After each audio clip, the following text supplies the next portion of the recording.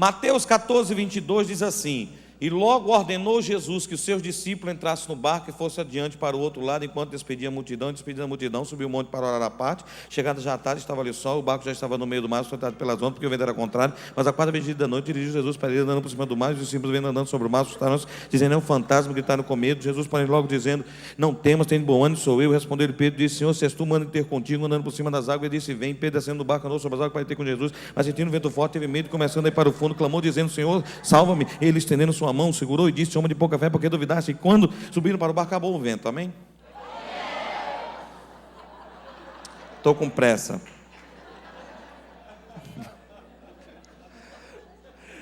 Quando falaram de mim, não falaram que eu era doido, não. Brincadeira. Vocês conhecem a passagem? Quem disse que igreja é lugar de ler a Bíblia? Na igreja é lugar de você receber a explicação da Bíblia. Lugar de ler em casa, viu? Começa a ler mais em casa, que você vai entender tudo que eu falei. Este texto, para você que não pegou a coisa no ar, fala de Pedro andando sobre as águas. O tema dessa reflexão é vivendo acima da média. Aqui eu quero trazer uma reflexão sobre a nossa vida na sociedade, sobre a nossa vida com Deus, sobre o nosso relacionamento com Deus. E eu tenho absoluta certeza que no final você estará decidido a ter uma vida mais íntima com o Senhor, num relacionamento mais profundo, e com certeza a sua vida será mais abençoada ainda. Amém? Amém. Alguns passos para se viver acima da média. Primeiro, para você entender o que é a média, é um lugar comum. Vivendo acima da média. O que é a média? Lugar comum, onde todo mundo pode chegar. Exemplo, no reino de Deus é uma coisa crescente. Mas fica por perto aí. É uma coisa crescente. Quando Jacó teve a revelação da igreja, do reino de Deus, Jacó sonhou com escada. Veja as características desse sonho. Uma escada que foi posta na terra, não era da terra, foi posta. Assim como a igreja de Cristo não é da terra, foi posta na terra por Jesus. Os anjos de Deus subiam e desciam. Veja que sobem primeiro para depois descer.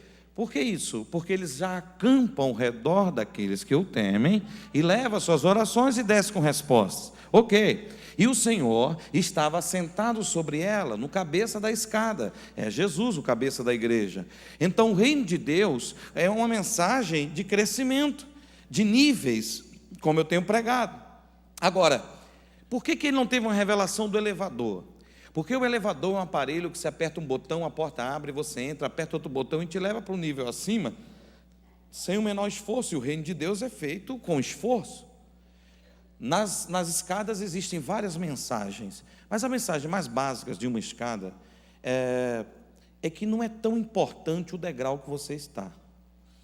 O mais importante de uma escada não é o degrau, porque muita gente está no topo dela, mas pela direção que ela está olhando, o próximo passo vai fazê-la descer de nível, e o próximo passo vai diminuir e descer. Agora, o mais importante de uma escada, para você não se sentir de repente, pastor, e eu que estou começando agora? Tem problema não, mas importante não é o degrau, é a direção. Porque se você está embaixo de uma escada, mas está olhando para o topo, seu próximo passo vai te subir de nível, te subir de nível, te subir de nível, te subir de nível, e te aproximar da cabeça, que é Jesus. E aqui, uma mensagem, como viver acima da média. Primeiro passo, tem que estar na média. O grande problema é que nós queremos uma vida de sucesso se nós não obedecemos às coisas simples. Jesus mandou pescadores entrar num barco e ir para o outro lado. Querido, isso é uma ordem simples, mandar pescador entrar em barco. Eles obedeceram. Às vezes, Jesus nos dá umas ordens tão simples que nós achamos que não é importante. Ei, cuidado, não pense que uma coisa simples não é importante só porque é ser simples. Quer ver uma coisa? Dízimo. Uma coisa simples. Todo dia se fala na igreja. E talvez você diz, pastor, dízimo não vou. Ei, tem gente que não é dizimista, porque Jesus só falou de dízimo uma vez. Ei, querido, Jesus só falou de dízimo uma vez, mas cuidado, porque sobre novo nascimento, Jesus também só falou uma vez. E sem ele, ninguém vai para o céu.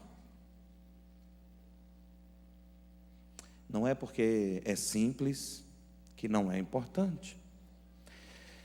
Se porventura tem alguém aqui que por algum motivo tem dificuldade de entregar o dízimo, eu quero orar para que Deus perdoe a sua dívida, porque baseado em Malaquias 3,16, existe um memorial com o nosso nome e as nossas obras. Então, eu posso dizer que no céu tem um SPC. Verdade? O SPC da terra é serviço de proteção ao crédito. No céu é serviço de proteção ao céu.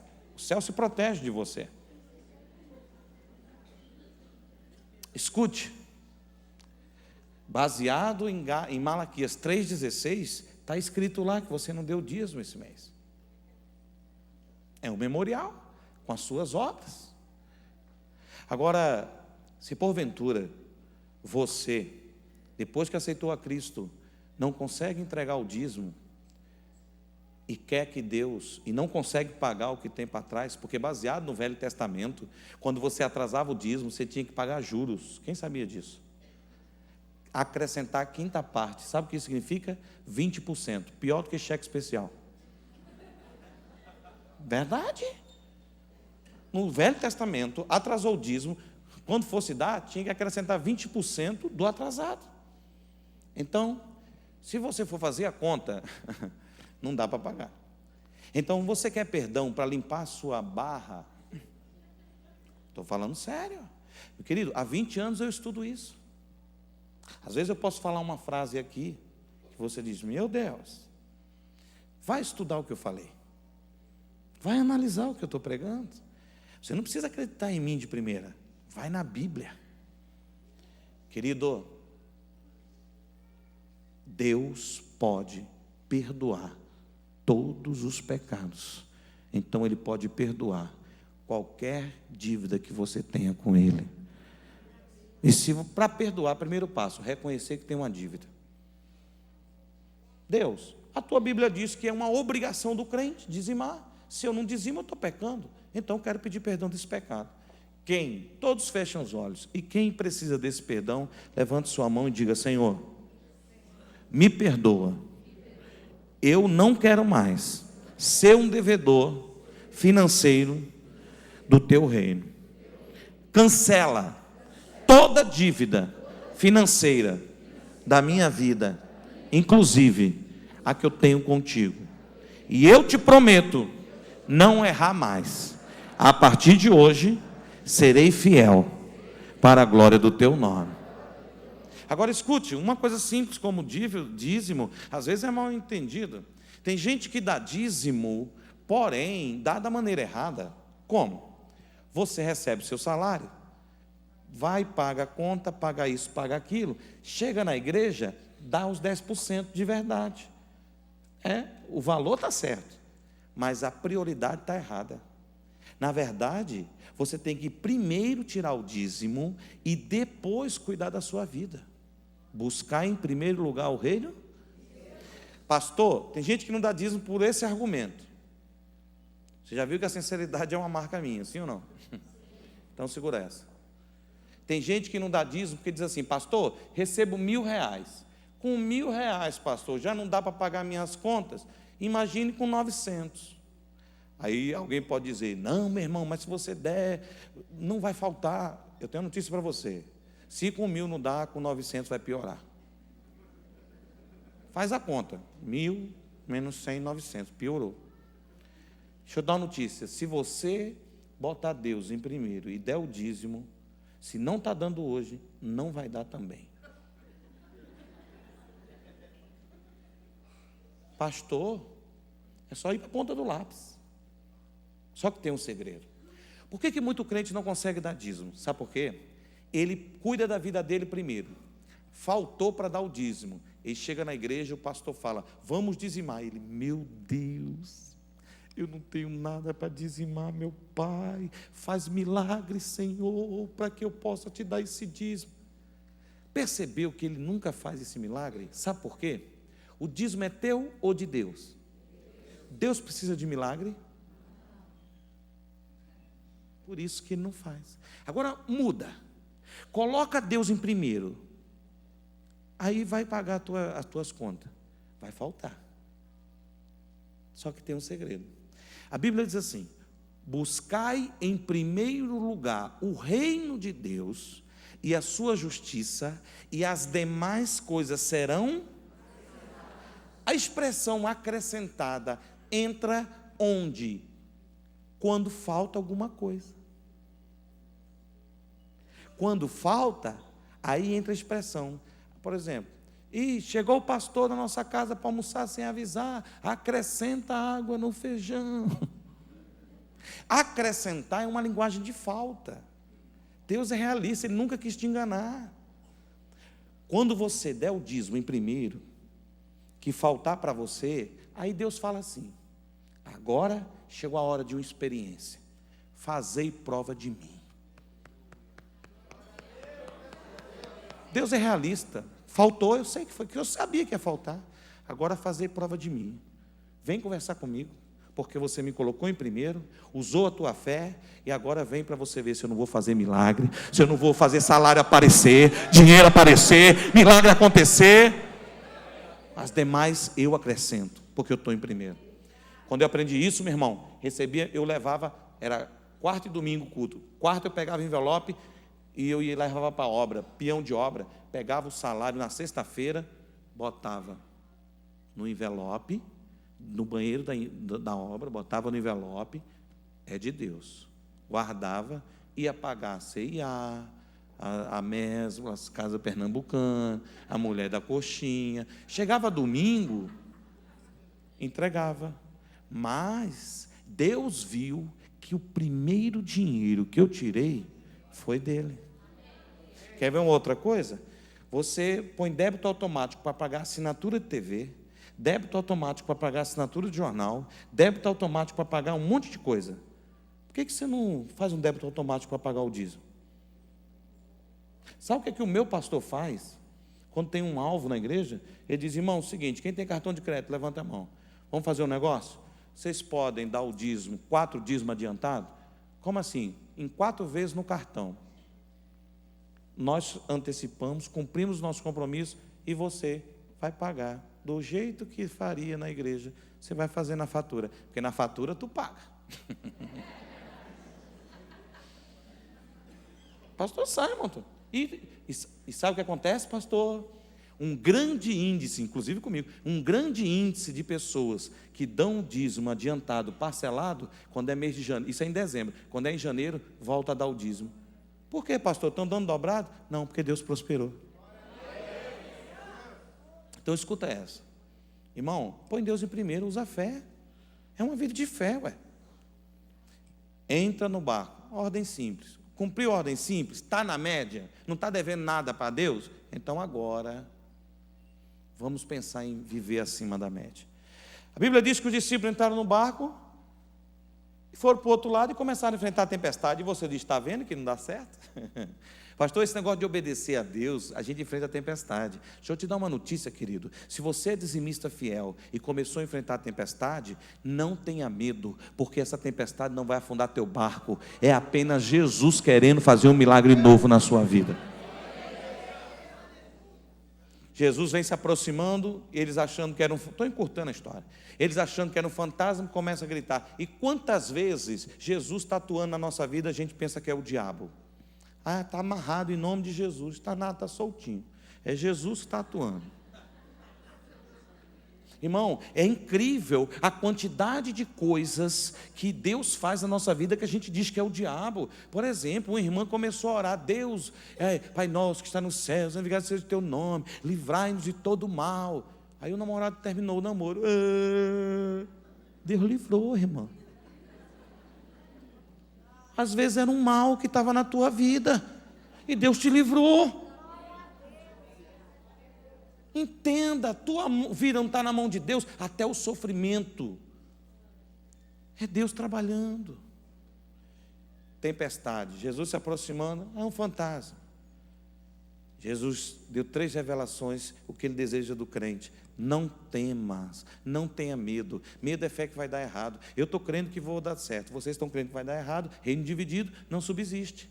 Então não temas, primeira coisa. Segunda, tem de bom ânimo. É impressionante como tem crente que tem cara de maracujá maduro. O cara passa o dia inteiro, passeou, o cara passeia, não se diverte. Que crente é esse? Meu irmão, você tem que ter um ânimo muito melhor do que qualquer pessoa lá fora. Pastor, estou cheio de problema, mas você está cheio de Deus, e Deus é maior que problema. Tem de bom ânimo. Por que bom ânimo? Porque quem chegou na tempestade sou eu, Jesus. Pedro disse: Senhor, se és tu, manda-me ter contigo por cima das águas. E aqui eu aprendo algumas coisas para quem quer ter uma vida de sucesso e viver acima da média. Primeiro, ter coragem de falar para Jesus o que você está pensando. Pedro, quando viu Jesus, disse: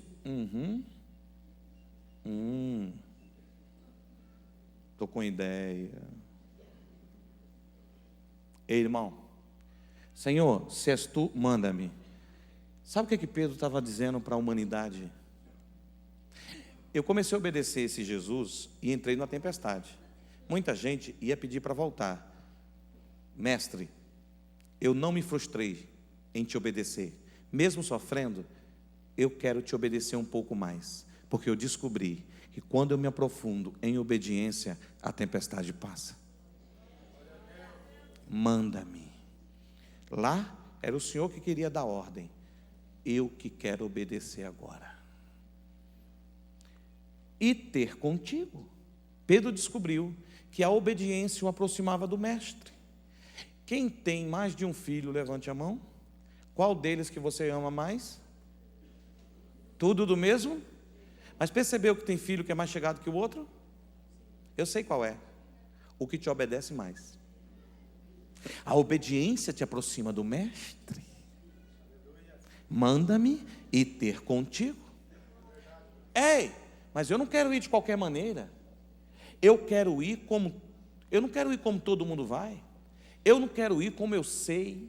Ei, irmão, me preocupa quando o crente se sente o bom.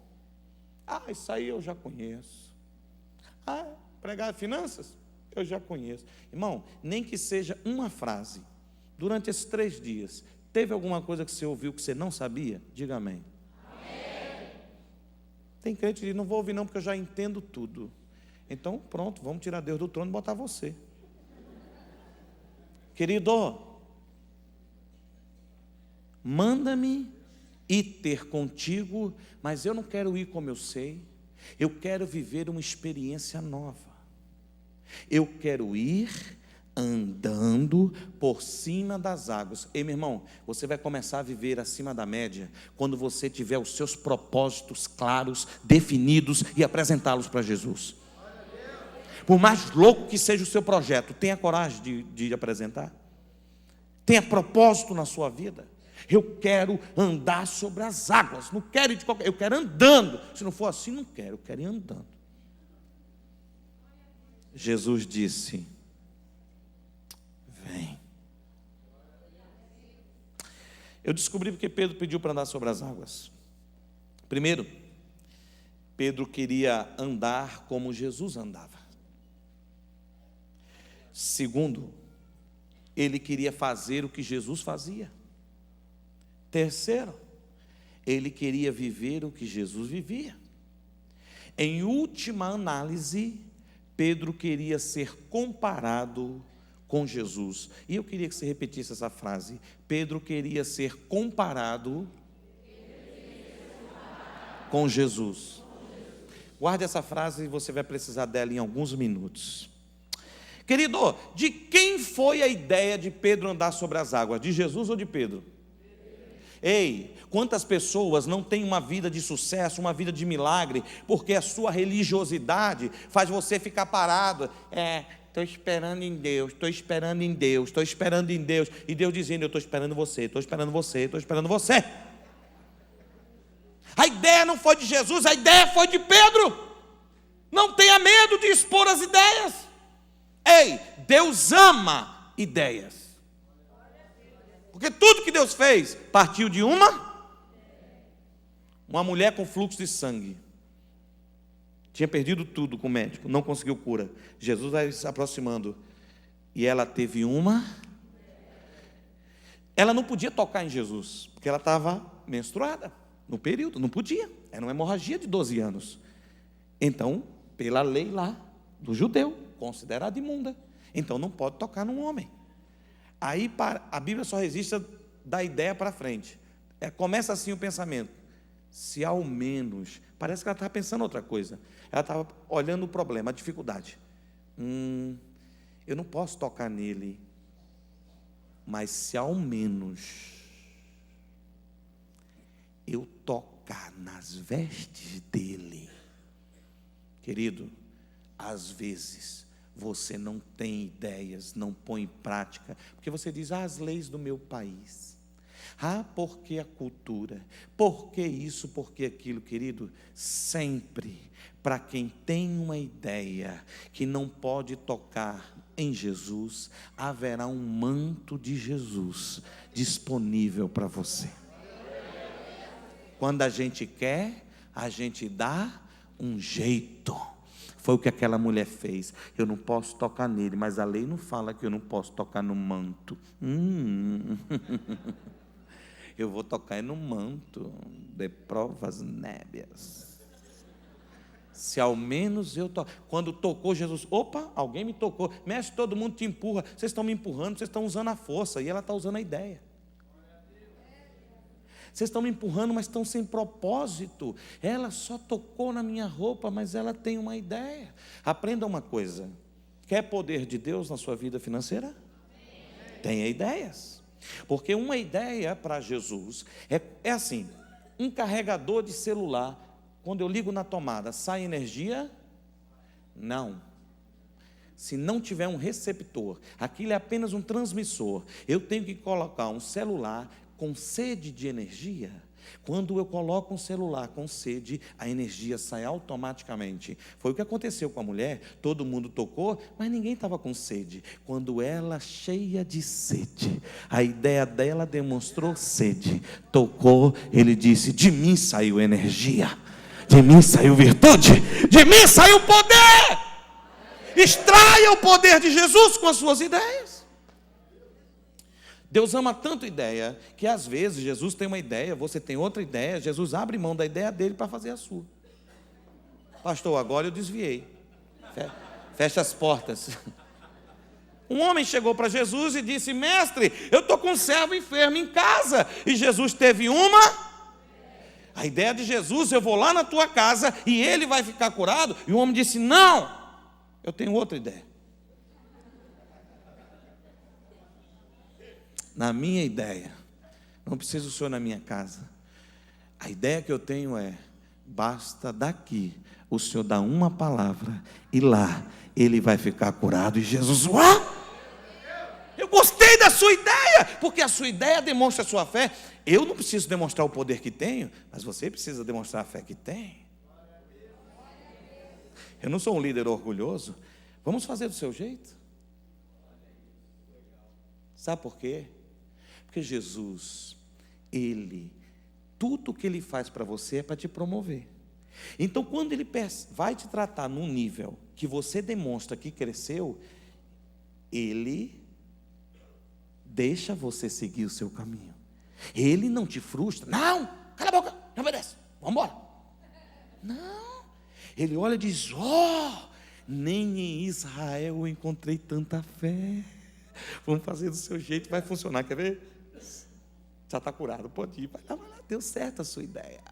Ei, não seja tímido, porque quando você é ousado com Jesus e apresenta as suas ideias, nada mais é do que a tua fé, dizendo para ele, eu estou cheio de potencial aqui dentro, deixa eu colocar em prática, e ele dá uma resposta certa, dizendo, vem. E Pedro andou sobre as águas para ir ter com Jesus. Deu certo a ideia. Mas sentindo o vento forte, teve medo. E Pedro,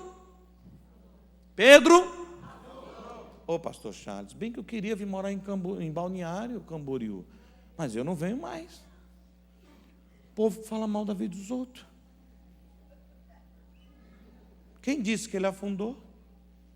A Bíblia diz que ele ia afundando.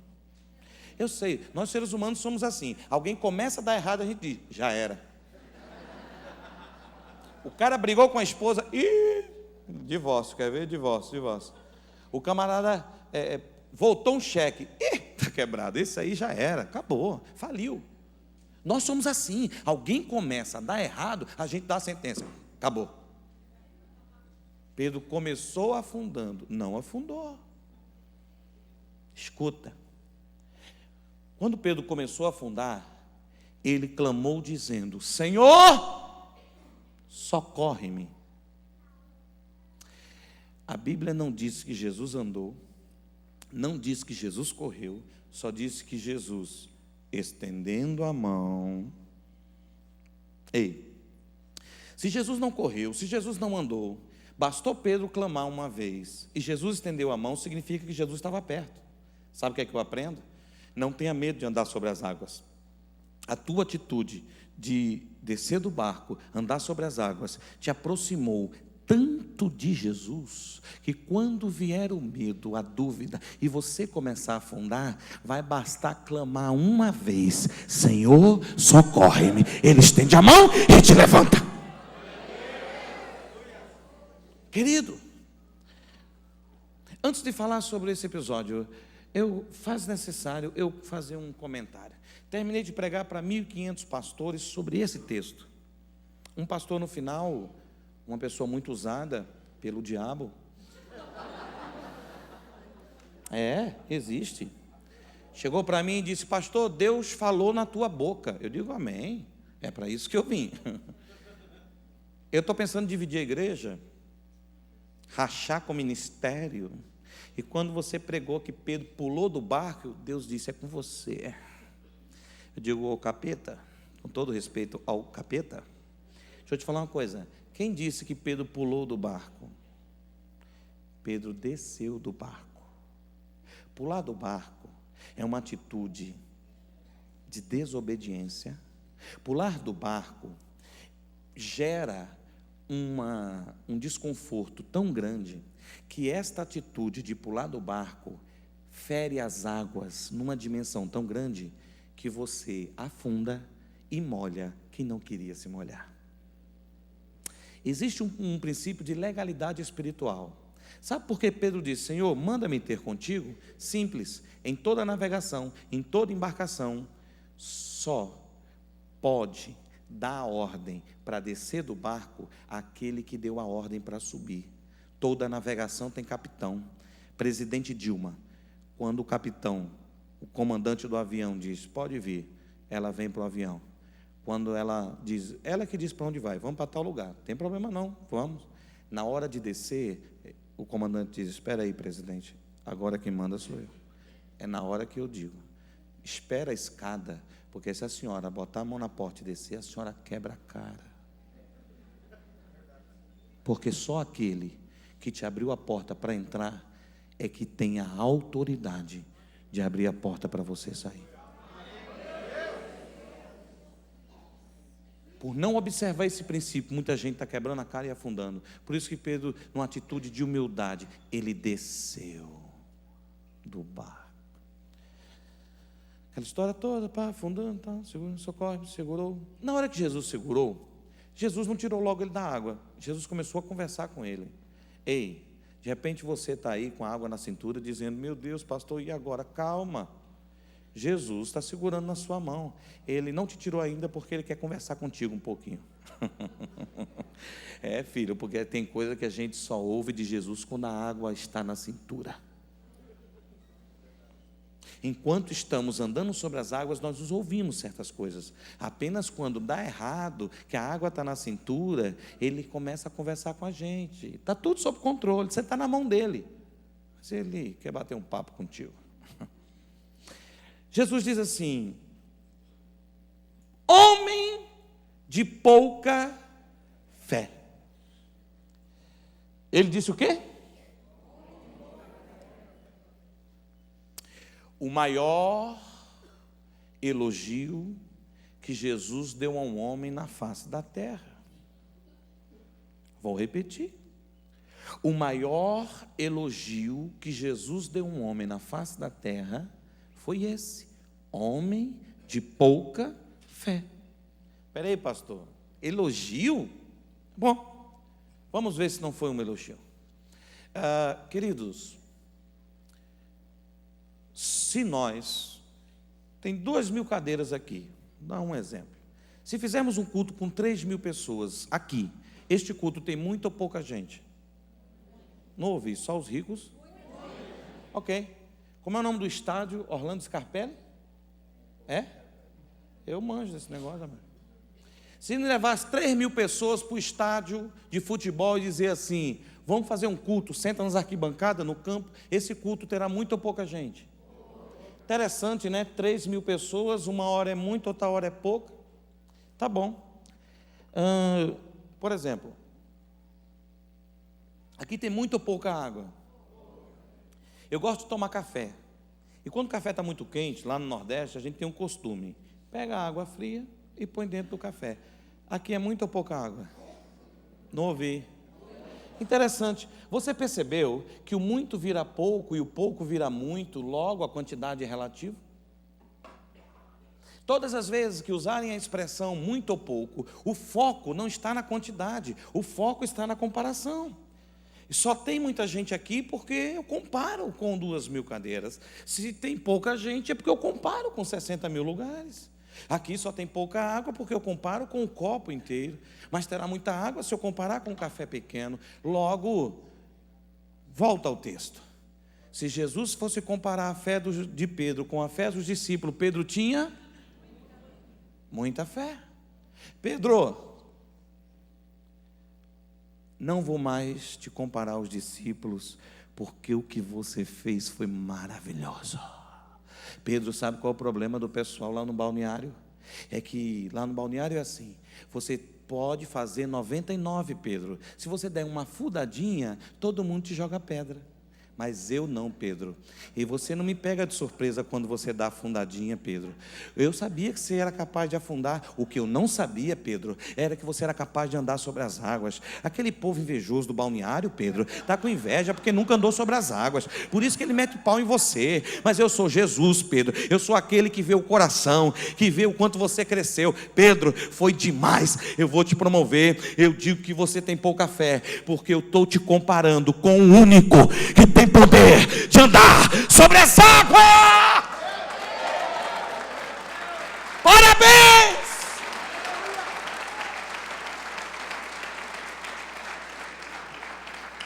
Você foi demais, Pedro. Só eu e você entraremos para a história, os únicos homens que andou sobre as águas. A partir de hoje, tu será comparado comigo. Era isso que você queria? Ei, existem coisas na sua vida, projetos na sua vida, que você começou e de repente deu errado em algum momento, e você está dizendo: eu não consegui. Quem disse que não? Não é porque você errou, não é porque você fracassou, não é porque faliu uma vez que deu errado. Você ainda não morreu, você está num processo. Tudo que você fez de bom para Deus, Ele não esqueceu, está gravado, e Ele vai somar o que você ainda vai fazer, e Ele vai te promover. Mesmo que alguém diga: afundou, Ele diz: não, porque eu estou aqui, eu seguro na mão e faço andar de novo se eu quiser. Eu só não entendo, Pedro. Você conseguiu andar sobre as águas quando estava longe. Quando chegou perto de mim, você afundou. Por que duvidaste? Jesus ficou com dúvida. O dia que Jesus teve dúvida. Pedro, eu não entendi. Por que duvidaste? Irmão, o texto foi escrito por Mateus. Jesus pergunta e Pedro fica calado. E o texto completa: subiram para o barco e acabou tudo. Acabou o vento, acabou. Na boa. Quem escreveu foi Mateus, né? Foi 85 anos depois, beleza. Mas vamos romantizar o negócio. Mateus na água, bloco de anotações. Pedro descendo do barco, andou sobre as águas, andou, vai afundar. Mateus estava com tanta inveja. Mateus botou tanta tinta na caneta que até hoje o povo confunde. Afundou! Eu li! Não, tem história que a gente conta que a pessoa morreu, daqui a pouco você fica sabendo que teve alta.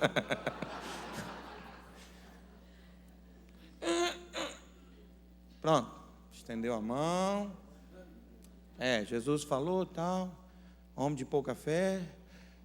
Por que duvidaste? Acabou a história.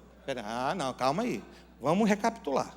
Na sua opinião, Pedro era homem de ficar calado? Alguém precisava perguntar para ele responder? Um dia Jesus, meu irmão, estava embaixo da árvore, tudo bem, estava dando tudo certo, tinha acabado de almoçar, sobremesa e um cafezinho. Numa boa, Jesus na maior reflexão. Nem tudo são flores, eu vou ser preso, eu vou morrer. Meu irmão, Pedro se levanta, não! Abriu uma capa assim, botou um P de super Pedro, não! Enquanto eu estiver aqui, ninguém toca no Senhor, só passando por cima do meu pedrável. Cadáver não, pedrável. Jesus olha para ele, só sendo Satanás, né não? Olha lá. Pedro era esse homem.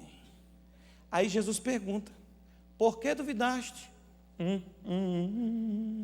Na boa, tem uma coisa na arte da pregação chamada conjectura.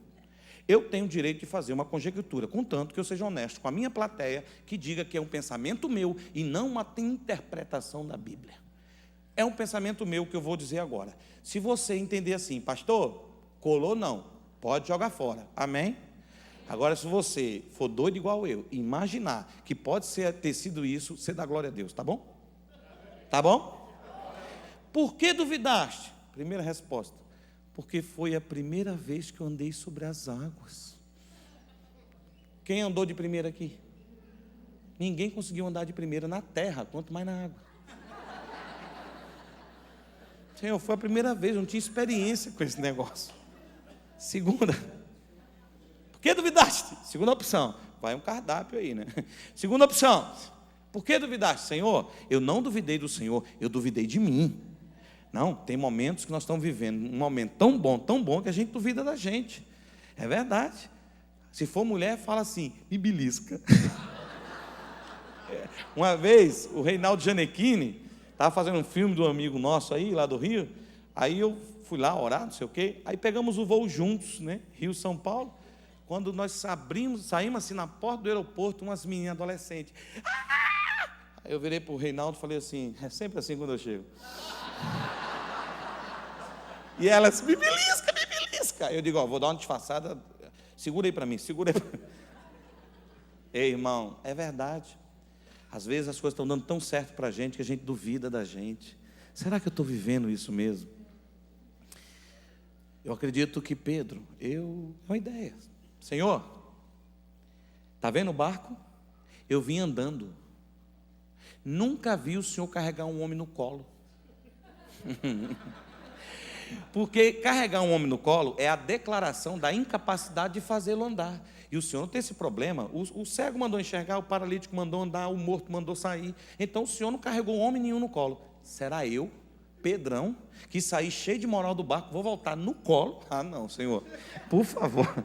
Olha, se mesmo tendo fracassado aqui, se o Senhor continua acreditando em mim, nós dois vamos voltar para aquele barco andando sobre as águas. Agora volta ao texto, ambos entraram para o barco, acalmou o vento. Pedro teve a sua segunda chance e entrou para a história. Escute, de uma maneira bem sucinta. Tenho crédito com você. Quem me dá mais 5 minutos, levante a mão. 5, 10, 15, 20, 25, 30, 35. Olha, vocês param, esse negócio de dar e tirar é coisa de pobre. Deus está dado.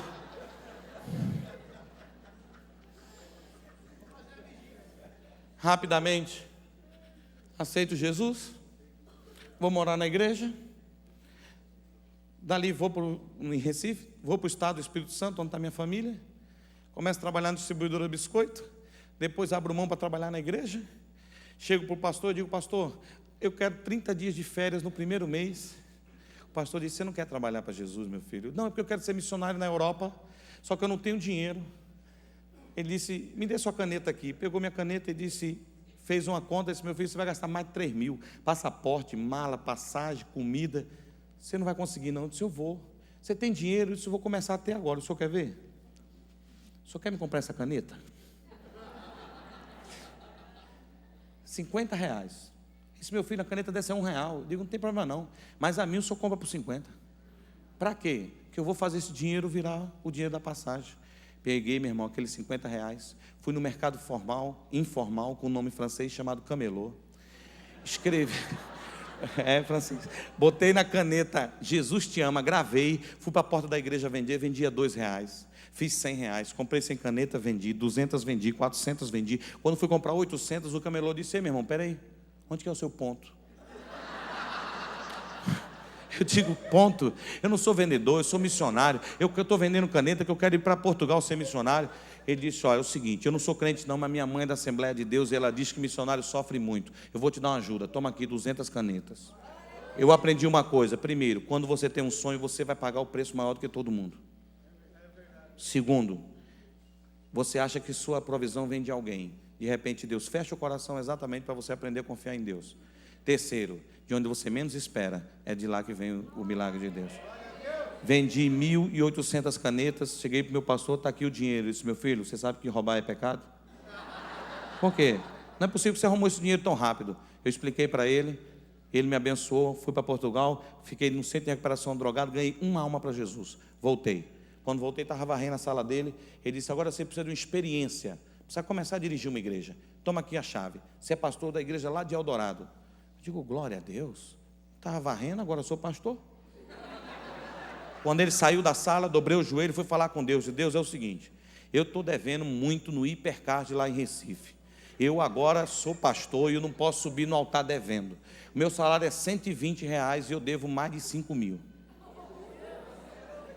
Me ajuda. Deus falou assim comigo. Deus falou assim comigo. Você está rindo. É porque não foi com você. Deus falou assim comigo: você quer que eu te ajude? Eu disse: quero. Deus falou comigo: dobra o teu dízimo para 20% e eu vou te ajudar. Irmão, na boa, quem dá 12 real, dá 24? Na hora, peguei 24 reais, botei no envelope, peguei o telefone, liguei para a Hipercard: ei, eu estou devendo aí, eu quero pagar. Está aqui o número do meu cartão, está aqui o meu nome. A moça olhou e disse: olha, aqui você não está devendo nada não. Eu digo: não, senhora, só está enganada, veja pelo CPF. Procurando o CPF, ela disse: olha, em outra tela, aqui está dizendo que você deve R$5.012. Mas espera aí, aqui embaixo está dizendo que está pago. Aí eu digo: espera aí, pago? Quem pagou? Ela disse: a dívida é sua, você deve saber. Eu digo: quando foi o pagamento? Ela olhou e disse: olha, procure saber com a sua família, porque deve ter sido alguém com muito dinheiro, porque a data de pagamento foi hoje e ele não pediu desconto. Eu digo: é?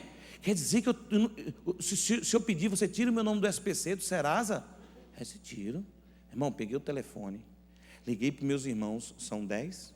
Quando eu estava lá ligando, parece que eles tinham combinado de dar a mesma resposta. Aí: você pagou minha dívida? Deixa de ser besta. Se eu tivesse dinheiro para pagar a tua dívida, eu pagava a minha. Meu irmão, quando eu estava lá pelo 7º, 8º irmão, Deus falou comigo: pare de duvidar de mim. Você me pediu um milagre, eu te desafiei para andar sobre as águas, você aceitou, eu paguei a sua dívida. Irmão, isso foi 11 e pouca da manhã. À noite eu ia assumir a igreja. Eu cheguei lá como? Não, pastor não, super pastor. camisa meio aberta assim, botei um peito de todo tamanho. Aí eu fui lá. Depois do almoço, 3 ônibus para chegar na igreja. 3 ônibus. Quando eu cheguei lá, procurei o endereço que me deram, eu dei num bar. Eu digo, um bar. Ei, minha senhora, só sabe aqui uma igreja assim, assim, assim. É, pastor, a igreja está fechada. Mas dizem que a senhora é da igreja. Eu sou da igreja. Eu sou líder do louvor.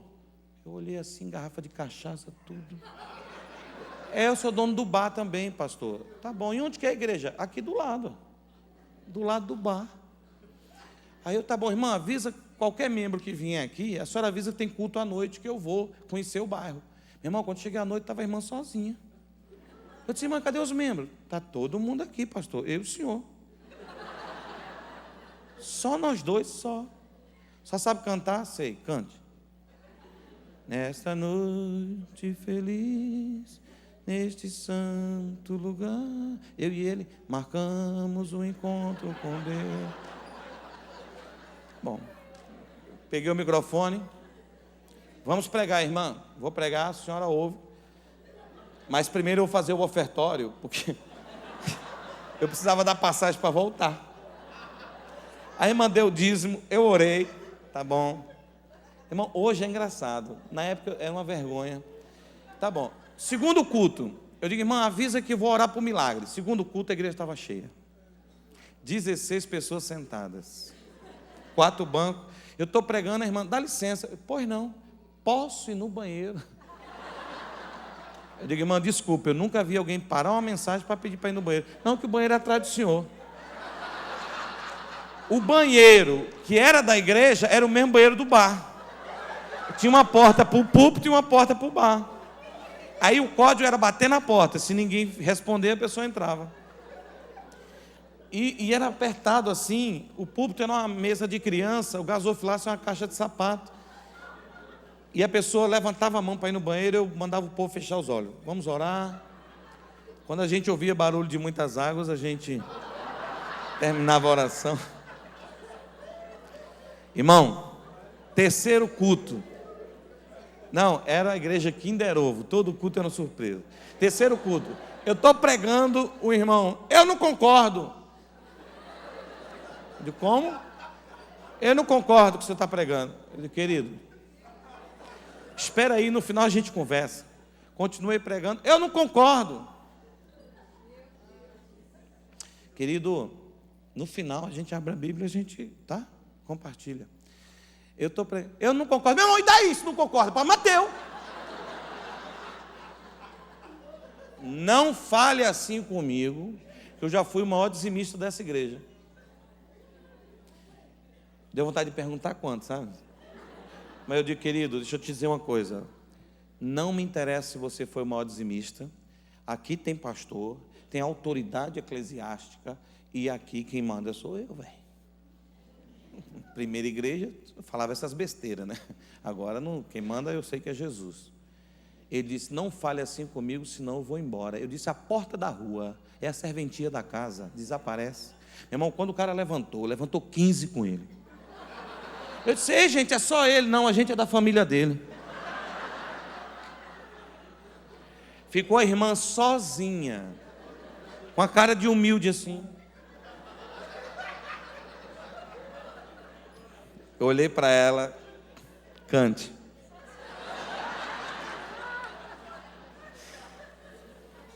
Bairro pobre, as coisas, a notícia corre diferente.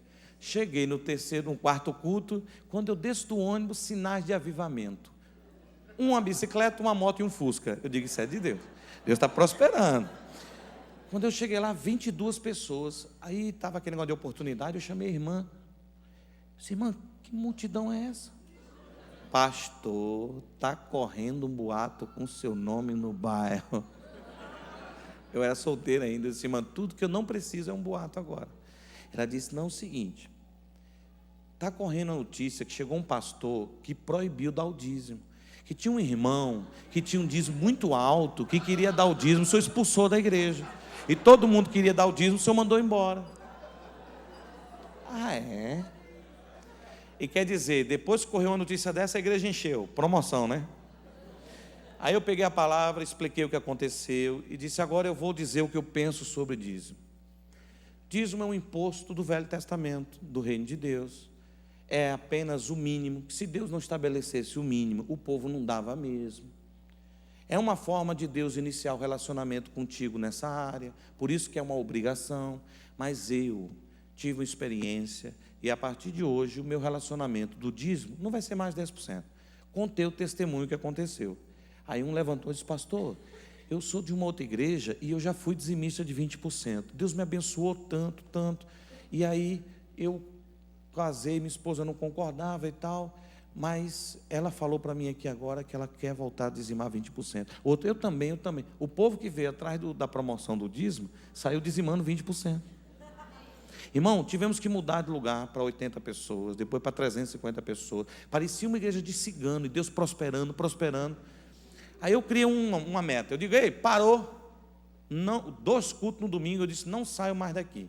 Só saio daqui para o principal supermercado do bairro. Aí o pessoal: pastor, você é doido. Sabe por quê? O supermercado é do seu Manel. Seu Manel é português. Seu Manel não vende, não aluga. O seu Manel não vai sair para você entrar. Eu digo: entre os dois.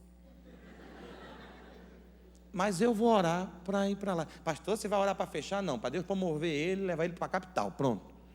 Estou orando um dia atrás do púlpito. Pois não? Você é o pastor? Sou. Eu vim oferecer um salão para alugar. Eu digo: querido, muito obrigado, nós não estamos precisando não. Que isso? Estou sabendo que você está querendo mudar. Eu digo: meu senhor, eu só saio daqui para o supermercado do seu Manel. Ele disse: mas eu sou o seu Manel. Ué, negócio fechado. Ele disse: mas você nem sabe quanto que é? Quanto que é? 7 mil, fechado. Pastor, você é doido. E tem uma coisa: corre que hoje o culto é lá. Seu Manel disse: sim, pastor, calma, eu só vim sondar. O supermercado está aberto. Eu disse: é por isso que eu vou entrar. Se tivesse fechado, eu não entrava. O senhor é pegar ou largar. Topa ou não topa? Mas pastor, disseram que você é doido mesmo. Eu de pedra. E como é que você vai fazer o culto? Pega uma prateleira para um canto, outra para o outro, e o meu povo é educado. Nós vamos fazer o culto no corredor. Irmão, pior culto da minha vida. Primeiro, que eu estou entrando com a multidão do supermercado, bairro pobre, ônibus passando, o povo vendo uma multidão do supermercado, fizeram o quê? Desceu todo mundo. Cadê o quê? A promoção. Calma, é culto. Ai, misericórdia. O pessoal, irmão, pior culto da minha vida. Estou pregando um menino no Danoninho. Outro, na oferta teve um biscoito surtido. Na oferta. 2 semanas depois, o seu Manel tirou tudo. Fizemos a inauguração. Abri uma outra igreja com 1 minuto de carro de distância, que já não cabia mais. Irmão, com 1 ano e meio, povo dizimando. Eu só testemunhei uma vez sobre dízimo de 20%. Começou a ter tanto testemunho, todo domingo tinha testemunho. E aí a igreja começava a dizimar 20%. Eu me tornei o pastor solteiro mais bem assalariado do estado. Em entrada financeira, 5ª maior igreja do estado. Resumo da história: com 1 ano e meio, estou eu no domingo, vou pregar. Deus fala: entrega as 2 igrejas como oferta. Entrega o teu carro 0, entrega o teu salário. Quase que eu perguntei: quer a roupa também? Eu não preguei aquele dia, dei para um co-pastor pregar, fui no meu pastor e disse: Deus pediu as 2 igrejas de oferta, o meu salário de oferta, o meu carro de oferta, está tudo aqui. Ele disse: irmão, está correndo um boato aqui no ministério com seu nome. Eu digo: outro? Estou acostumado.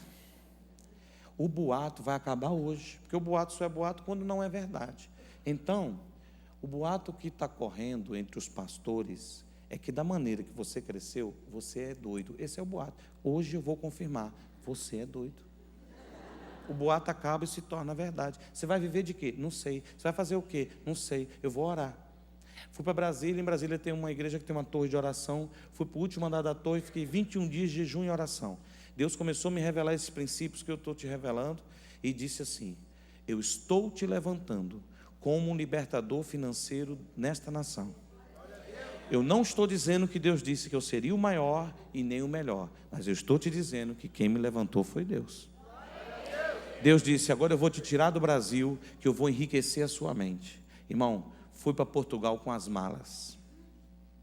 Cheguei lá com as malas. 5 anos depois, tinha 4 igrejas abertas, abri um programa de televisão em 65 países, levei o programa do pastor Silas Malafaia, me tornei um diretor do maior canal de televisão do mundo, que é a TBN. Passei a receber salário por isso, salário da igreja, quando eu estava recebendo 50 mil reais de salário, convertendo. Dia 26 de outubro de um determinado ano, eu estava orando a Deus. Deus, eu tinha colocado uma antena no deserto do Iraque e Saddam Hussein mandou explodir a antena. E tinha acabado naquele dia de chegar uma carta, 2 anos depois, uma muçulmana dizendo assim, em inglês: há 2 anos atrás eu assisti os programas e eu aceitei Jesus. Eu estou mandando essa carta porque 2 semanas de transmissão caiu o sinal. Mas eu aceitei Jesus, ganhei o meu marido ganhou os amigos ganharam os colegas de trabalho, e o motivo da minha carta é que eu quero que vocês mandem um pastor no Iraque, porque eu tenho 200 pessoas para batizar. Um programa de televisão. Eu disse para Deus, Deus, está vendo isso aqui? Não pode parar. Eu preciso continuar crescendo com esse canal. E eu preciso abrir uma escola em Angola. Agora em novembro estou indo lá. Eu preciso de abrir uma escola em Angola. Eu preciso de 300 mil reais, transformando em reais. 300 mil. Deus calado. Quando foi de manhã cedo, Deus falou: você me conhece. Amplia o teu compromisso comigo este ano, que eu vou ampliar contigo. Eu já sei. No outro dia cheguei para o tesoureiro e disse: Daniel Amaro, é um português muito sério, quebrantado. No culto de domingo, a partir de hoje, nesta igreja, eu não vou dar mais dízimo de 10%, de 20%. Eu vou dar dízimo de 30%. Daniel começou a chorar, pegou a palavra para dar o testemunho da vida dele. Disse que desde que esse pastor chegou aqui, que eu passo a dizimar 20%. Minha vida era um inferno em dívidas. Hoje a minha vida, eu tenho dinheiro guardado. Eu prosperei. E por isso que eu sou um tesoureiro bem-sucedido. E começou a pessoas darem testemunhos. Irmão, muitos obreiros já eram dizimistas de 20%, passaram para 30%. Tínhamos 18 jogadores profissionais de futebol, incluindo o Deco, Jardel, Tinga, que era do Inter, está no Cruzeiro. Pessoas que eram membros da nossa igreja, Márcio Santos. Resultado, 18 jogadores passaram a dizimar 20%. A igreja inteira, um avivamento, não teve mensagem aquele dia, só testemunho de prosperidade. Com 5 dias depois, Márcio Santos me chamou na casa dele e disse: pastor, eu tenho um orgulho de ter um pastor que tem uma fé como essa. A partir de domingo eu sou dizimista de 20%. Eu fui campeão pelo Galatasaray, junto com Jardel e Tafarel, em cima do Real Madrid. Real Madrid campeão da Liga e nós campeões da UEFA. Teve a Supercopa e nós ganhamos. E eu ganhei um dinheiro que eu não dei para igreja nenhuma, não dizimei, não ofertei, e esse dinheiro está comigo. E eu quero dar para você. Eu peguei o cheque, não abri o cheque e disse: glória a Deus, vai para Angola, que eu estou pedindo a Deus. Ele disse: não, pastor, não é para a igreja, é para você. Eu abri o cheque. Quando eu fiz o câmbio para reais, sabe quanto é? 300 mil reais. Eu disse: Márcio, é meu. Ele disse: vai para Angola. Deus é fiel. 1 ano depois entreguei as igrejas, 4 igrejas abertas e 1 em Angola. Voltei para o Brasil. Abri a minha editora, a universidade e a consultoria financeira. O meu ministério é uma bênção. O meu imposto de renda é uma bênção. Imposto de renda é o testemunho governamental de que Deus te abençoou. Não interessa o que fazem com o dinheiro. Seja fiel e você vai ver se Deus não vai te honrar. Amém. Você acredita que unção se transfere? A última oração dessa conferência é de transferência de unção. Fique de pé, por favor.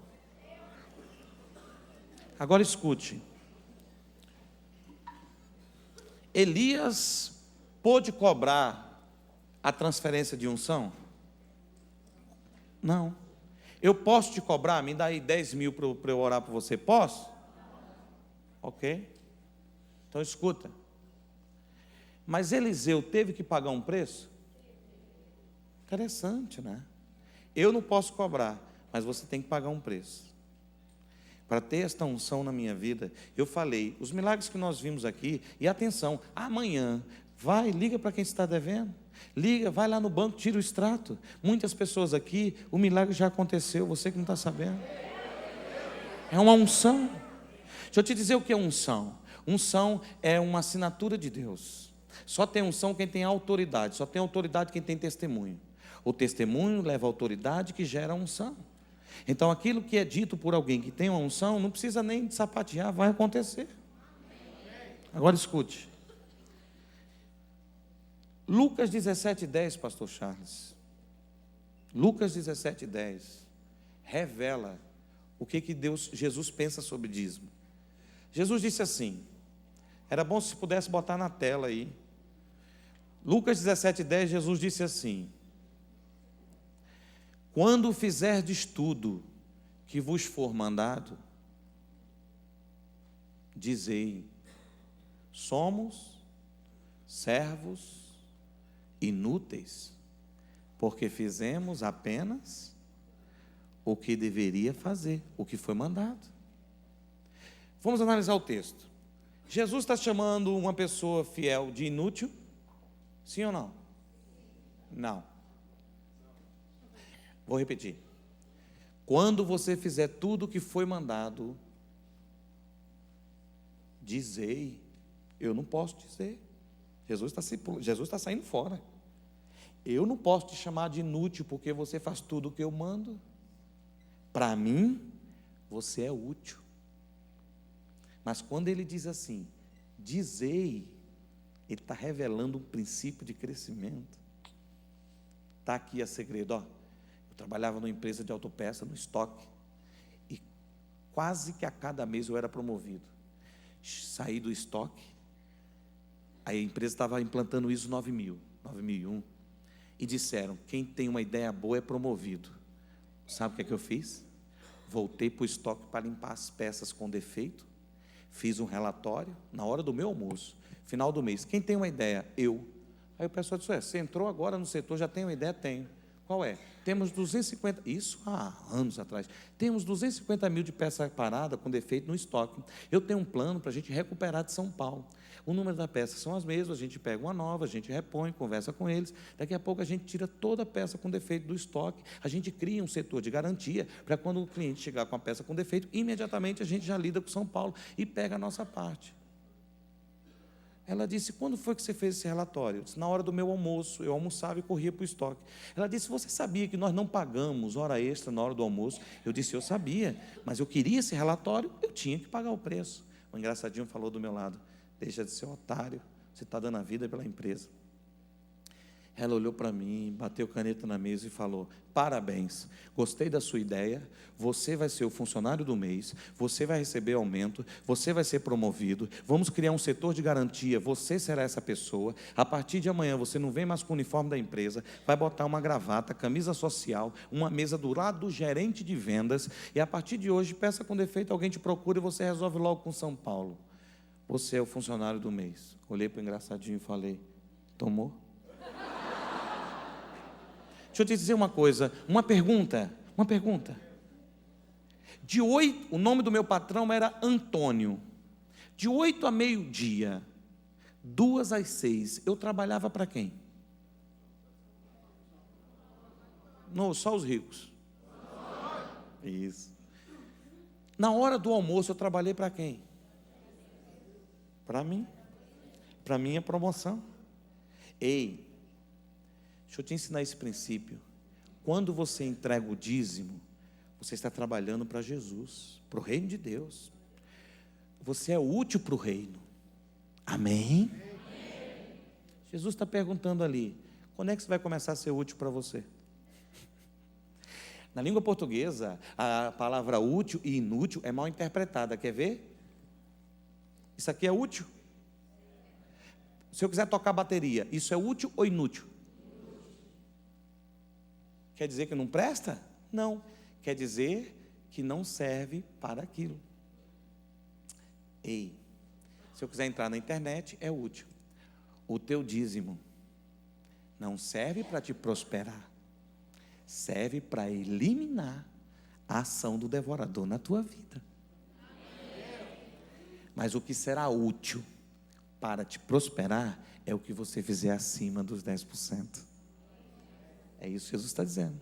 Então, eu quero orar transferindo essa unção para aqueles que querem tomar uma atitude nessa noite e dizer: pastor, eu entendi a mensagem, eu quero ampliar o meu dízimo para 20%, eu quero receber essa unção. Sai do teu lugar e vem aqui na frente. Antes de eu terminar, você já estava aqui na frente, você já entendeu. Sai do seu lugar: pastor, eu quero esse desafio na minha vida, eu quero fazer essa experiência, eu quero receber esta unção. Rapaz, uma mulher que deu tudo, Deus proveu, imagine quem dá. É muito sério isso. Meu Deus, eu estou vendo meu amigo ali, olha. Estou feliz por você, viu? Muito. Aceitou Jesus quase agora.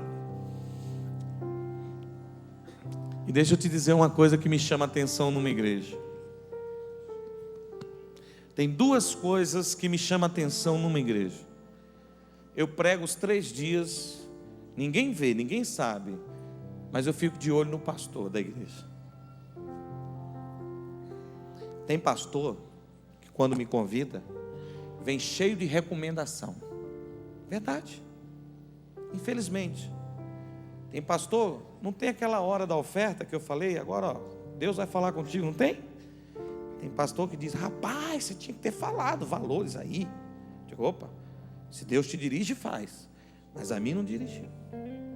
Outros vêm cheio de recomendação. O pastor não recomendou nada, só convidou: vem, meu irmão, ensina esse povo aí a ser abençoado. Eu ainda pergunto: tem alguma recomendação? Às vezes a igreja tem uma cultura, né? Por exemplo, eu brinco muito. De repente alguém pode ter magoado, sei lá. Poxa, seja maduro, pô, né? Presta atenção. Uma coisa que eu fico olhando é se o pastor quer me controlar, me usar. Aqui não aconteceu isso. Segunda coisa, e você sabe que isso é sério, né? Você sabe que existe. Segunda coisa, se o pastor tem lágrimas. Talvez você não saiba a profundidade do que eu estou falando. Se o pastor tem lágrimas, e o pastor Charles tem lágrimas. Eu vi isso hoje. E a terceira coisa que me chama a atenção num pastor é a fé dele. Porque às vezes o povo tem fé, o pastor não tem. E aqui eu não pedi nada para ele: pastor, você na hora, ó, você vem na frente, tá? Vamos combinar. Não. Ele vem na frente porque ele entendeu que é verdade o que eu estou ensinando. Então vocês têm um pastor que vocês merecem. Isso me chama a atenção.